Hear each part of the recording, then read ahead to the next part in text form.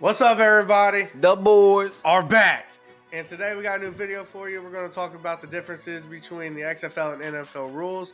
And let's talk about the game clock we got going on first. In the NFL, they got a 40-second gameplay. Yeah, so for the XFL, the new season, they shaved that play clock down by 5 seconds just to kind of shorten the time that they had to get their plays out and kind of shorten the game overall, kind of make it a more fast-paced playing type football. Right.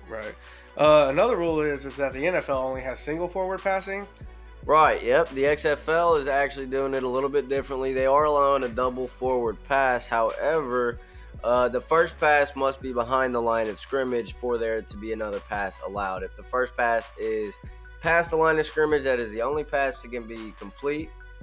If the first pass made behind the line of scrimmage is dropped, it's not a fumble, even though technically, if they was to catch it, they could have threw another pass off of that. It is just a dead ball and complete. So it sounds like a little bit of like the yard off of Madden. Yeah, they're kind of almost copying that kind of flow. I guess that's what The Rock is rocking with. So tell me the difference with the XFL, because in the NFL, they got both feet have to be in bounds for a catch. Yep, so the XFL is also pretty much adapting the college rule where you only need 1 foot in bounds for it to be considered a catch for the receiver, which obviously you see how much of a difference that makes for games in the NFL. Like that's honestly a decently big change of the rules there. Most definitely. Let's get into the kicking part, though, where in the NFL, the kicking team moves when the ball, or my bad, not when the ball, but as the kicker is moving towards the ball. Yep.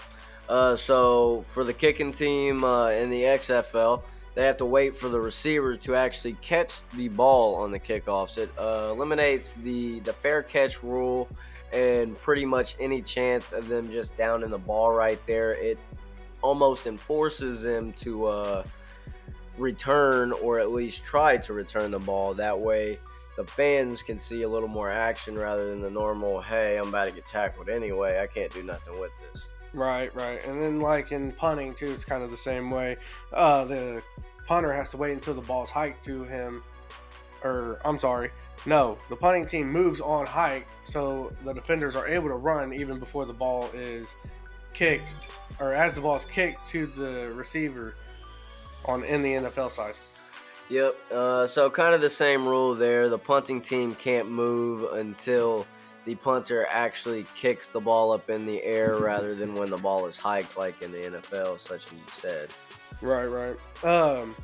Now, I see that their extra points are kind of different in the XFL, where in the NFL, they just got to kick the ball for an extra point. Yeah, so obviously the NFL, they've got that regular pad attempt, or you can go for the 2-point conversion from the 2-yard line. But in the XFL, they decided to go with no kicks at all, and you got 3 different extra point options. Now let's get into detail about those 3 extra point options, where instead of kicking the ball, like you said, you can go from the 2-yard line to get 1 point, the 5-yard line to get 2 points, or the 10-yard line to get 3 points. Honestly, I kind of like that idea. It's more challenging, I feel like, more that way. Yeah, I think almost it kind of makes it to where you're really never out of the game, because it allows you to go down the field and make those points up with just a couple touchdowns. You can, 2-3 touchdowns, and you've racked up another whole touchdown on top of that just from scoring. Maybe the as Cowboys, far as what it would be in the NFL. Maybe the Cowboys kicker should go and join the XFL. He wouldn't miss a kick then. Yeah, no kidding. Next thing we got is the 2-minute warning. What does the XFL do about that? Yeah, so they got a little bit of a different time structure anywhere after the 2-minute warning, and I think they're coining it the comeback period as far as the rule goes. What that is after the 2-minute warning, the game clock will stop until the ball is spotted, and 5 seconds are going off the game clock, and then the game will resume, and that kind of just stops it to where how in the NFL teams can have the ball from past the 2-minute warning and just run that time all the way down if they're ahead. And it kind of forces a little more action on both sides of the ball, because it allows more time within that 2-minute structure. Gotcha. And along with that is you got the running game clock, which is outside of the last 2 minutes is each half, and where even if the ball is missed, when a throw is made and the ball is incomplete, the clock still runs after that. So next thing we got is out of bounds and incompletion time clock, is which I was just talking about with the NFL. That is where the time is stopped after your incompletion. So like in the XFL is completely different. Yep, no, because outside of the 2-minute warning of the running game clock in the XFL, they got it to where the time clock still runs after incompletions or the player steps out of bounds. Oh, even when the player steps out of bounds. Yep. Okay, I got you. That's completely different. Tell me about the different halves, where you have 15-minute halves in the NFL. Yeah, it's not a change in the halves; it's a change in the halftime. So the NFL has a 15-minute halftime show. The XFL is only going to have a 10-minute halftime break, and that's just kind of going to make the wives happy. Cut that play time down and the sofa time down that all the guys are on the couch just watching the XFL games this season. For all those wives out there that get tired of hearing football, well, I mean, XFL is about to start up, so you're going to hear it, but for a shorter amount of time. So, next thing we got is the NFL has, I believe you can have a normal amount of challenges with the NFL. Is the XFL different? Yeah, so the XFL decided to change it up as far as how many challenges you're allowed. The NFL allows 2 challenges, I believe, per half. If I'm right, I might be a little bit off on that. It might be 3. I'm about to say I'm not up to my knowledge on it either. So. Yeah, I was going to say I know it's either 2 or 3, somewhere right around there. However, the XFL only allows 1 a game. So for everybody who gets mad, such as myself, about the ref calls, we are going to have to just sit there and take that and just hope that the XFL referees are better than the NFL ones. So, on to the next thing, though. It's kind of interesting to me. I seen that the XFL has a different fourth quarter than the NFL does. Yeah, so they changed up a lot of how they do the fourth quarter kicks anyways. Because the way they changed it is, so it seems like they're kind of against kicking in the XFL.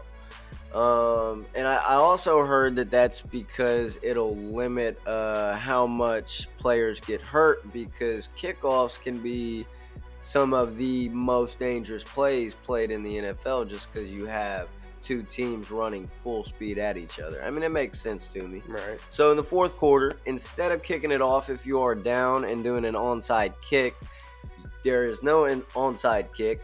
You can elect to get the ball back as a 4th and 15 on your own 25. And as long as you complete your first play on that 4th and 15, it is your possession of the ball again. If you don't, then the other team takes over at your 25, and you better hope that you got a good defense. Yeah, most definitely. Or you better hope you have a really good offense to trust the 4th and 15 on your own 25. Yeah, I mean, that's for starters, yeah. So let's get into after the fourth quarter. Of course, you got overtime, where overtime is different in the XFL that I can see, and from the NFL, where NFL, you have the chance to win. But if you guys tie at the end of the time, it's considered a tie. Where in the XFL, in overtime, you get 3 rounds, and each team gets 3 rounds. Yeah. So it's kind of like best out of 3, correct? Yeah, they kind of follow the same structure as a shootout would go in hockey, or penalty shots in soccer. Not as many, of course, because in soccer you would have 10 penalty shots, but they get 3 different offensive chances to score there. Gotcha. And then I see after your 3 chances, each team can score as many as they want out of the 3 rounds. Yep. And so that's where the best out of 3 comes from, because the other team, one team can score 2, another team can score 1, but then if you end up tying, it becomes a sudden death match. Correct. So each team gets 3 rounds of their own, so it's 6 total rounds, which is how the tie could possibly happen. And if the tie does happen, then it is when the sudden death comes in, and it's just whatever offense does not score first. Got you. And man, do these rules just is a whole game changer compared to the NFL. Yeah, I mean, they definitely changed some stuff up, and I'm excited to see how it kind of goes this year, because the NFL has been pretty much the sole structure as football as what all the other leagues have adapted their rules from. So Right. the XFL kind of going past what they've done and changing some stuff up's a little bit different. And we might see changes in the NFL because of what the XFL is doing this year. There is a high chance of that. Hopefully they do make some changes, especially with the completion with the 2 feet inbounds. I kind of feel like the 2 feet inbounds, does make it challenging in the NFL. But then again, I feel like it would make the games more better if they only do the 1 foot inbounds. I think as far as an entertainment factor goes and like big play moments go, though, that 1 foot rule can definitely affect some stuff. I don't know if I'd like to see it in the NFL just because of how much it could change the factor of the games. But I guess I wouldn't mind seeing it, maybe seeing Right. how it would go. Yeah. Well, guys, as we're going to close this out, you guys always know your boys are always going to. Yeah, my bad. I'm sorry. Didn't know what to really say as this closing video, but you guys know to always follow us on all our social media platforms: Facebook, Instagram, TikTok. Make sure you hit that like and subscribe button on the YouTube channel. Click the bell for notifications, and get ready for our next video as we're going to talk about the teams of the XFL. Boys are out. Stay balling with your boys.